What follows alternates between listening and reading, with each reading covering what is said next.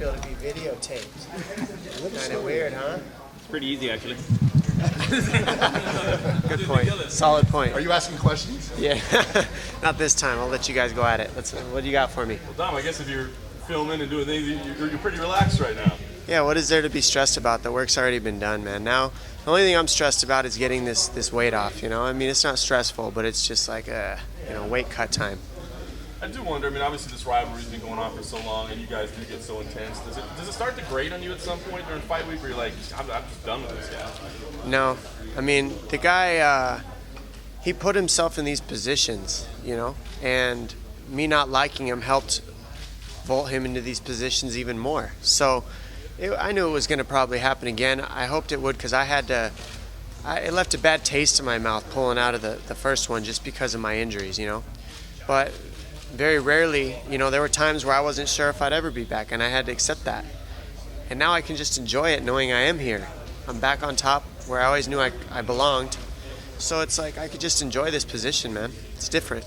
A lot of people kind of look at this as make or break for him, say this is it if he loses. Do you see it that way as well, or do you think you're still going to have to keep messing with this guy for years? No, I think after I beat him this time, I won't have to face him again, but I don't think Faber's the type of guy that if you match him up with anybody in the top 5, he could still compete pretty well. He's still up there. I mean, I think he beats his boy Cody No Love, and I think that he beats a couple other people, you know, in the division in the top 5, top 10. So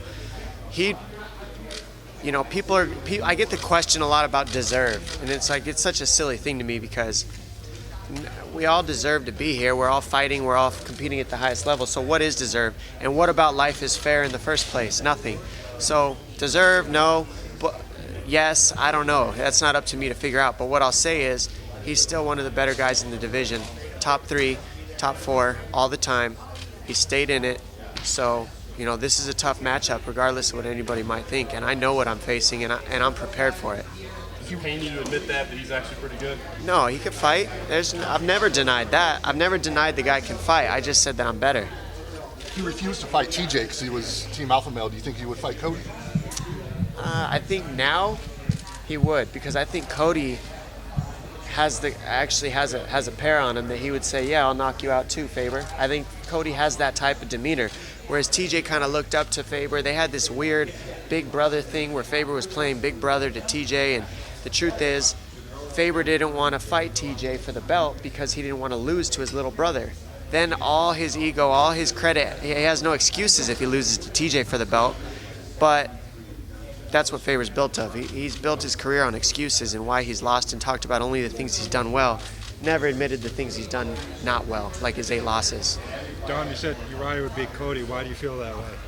I just think that there's a different style match up there. I think that he knows Cody too. And I think that while Cody is very good, I just think, you know, I break down fights differently. I see things a little bit different. And I think that, you know, eventually those two are going to end up having to see each other.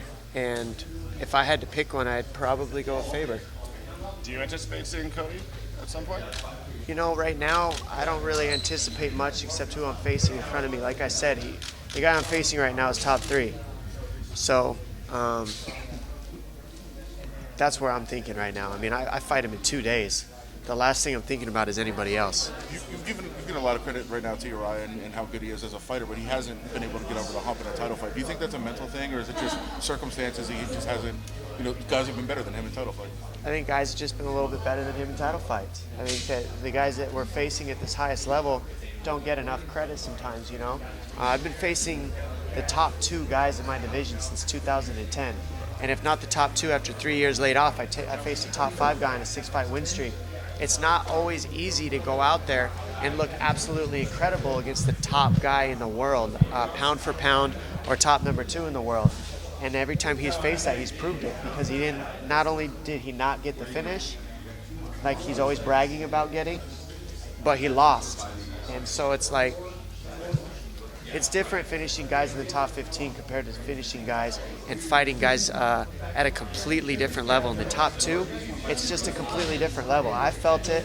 I know the difference, and I give credit to the guys that I'm facing that they're that good that sometimes you just got to do your best to win. This is the first time in a long time that you've been standing here not answering questions about being hurt and coming back.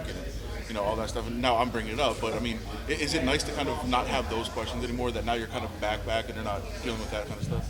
Man, I'll tell you that if there's one thing I learned over this entire course, it's let go of the things you can't control. And what you guys decide to ask me, I can't control. I can't point the finger and say, ask me this question, ask me this question. If you want to ask me about my injuries, it's officially part of my story now, whether I like it or not. And I can kind of represent people who have had injuries. I mean, whether I like it or not too, I've been injured a lot. And a lot of people on this planet, a lot of athletic, the most athletic people on earth have been injured. The most highly paid athletes in the world get hurt. So I'm one of them, and it's okay. It is what it is. But I guess what I was getting to is or do you feel like you're back? You're kind of beyond that now because it's not. Yeah, but it's still part of me. Right. It's still part of me. That's what makes me beyond it. Right. Is because that's part of my story now. That's what's helped me grow past it. Is going through that, using it to grow better and evolve and accept it instead of fight it. I don't mind answering questions about my injuries because whether I like it or not, like I said, I was out for 3.5 years due to injuries, so I expect the questions. Dominick, now that you are back and busy again, I mean, it seems everybody talks about either John Jones or Demetrius Johnson as the pound-for-pound best fighter on the planet, but I mean, you've got one hell of a record as well. I mean, do you feel like now that you're back that people need to start putting you in that discussion? I always felt like I've been in the discussion. Even when I was out hurt, I felt like I belonged in the discussion. But I'm a little biased, I feel like, right? Because I'm talking about myself here and where I belong in the pound-for-pound rankings. When it comes down to it, of course I'm going to say I belong there. The truth is, it comes down, I don't make those decisions. Somehow everybody else does that doesn't fight. So let them say what they want to say. I know what I believe and I know what I am. Do you have aspirations to fight outside of the division at all? I mean, I know we're busy. Say that again. I know you're busy establishing yourself in this division again, but do you have aspirations to fight outside of the division? Yeah, why not? I'll take super fights. Of course, I could go up to 45 and do very well. I cut a lot of weight to make 35. It's not fun. Making 45, I could absolutely do. And my style presents a lot of problems for bigger athletes. I started my career at 155 pounds in fighting, and that's how my style got progressively built to an extent. I knew I was facing larger, bigger guys. I was at 140-pound stature when I first started at 19 years old. I put on size and weight over the years, growing and maturing, but my style was built facing larger, bigger guys, so everything I did was to not let them touch me. Don't put your hands on me, don't put your finger on me, do not touch me, do not grab me, and I used that to my advantage early in my career, and it just transcended to now where I'm at 135 pounds, I'm bigger than guys, and I still can use that same tactic, so it's worked very well for me. Thanks, guys. Last question. You worked with Bisping or to FS1. Just curious, what were your thoughts when you found out he was taking his title fight on 2 weeks' notice? Bisping's an OG, man. He's been in this game so long. He just beat a guy, what's been argued as one of the greatest of all time, right? Anderson Silva, and he beat him. You can't argue the gameness of Michael Bisping. You can't. You can try. You could say, oh, he's just talking, oh, he's this, oh, he's that. The dude shows up, and he's not just talking anymore because he's putting himself on the line on 2 weeks' notice against a nasty champion in Rockhold. Rockhold's no joke. And he said, I'll do it. Let's go. I'm ready for a world title shot. I can only respect that personally. That's not an easy thing to do, and he's got some cojones on him.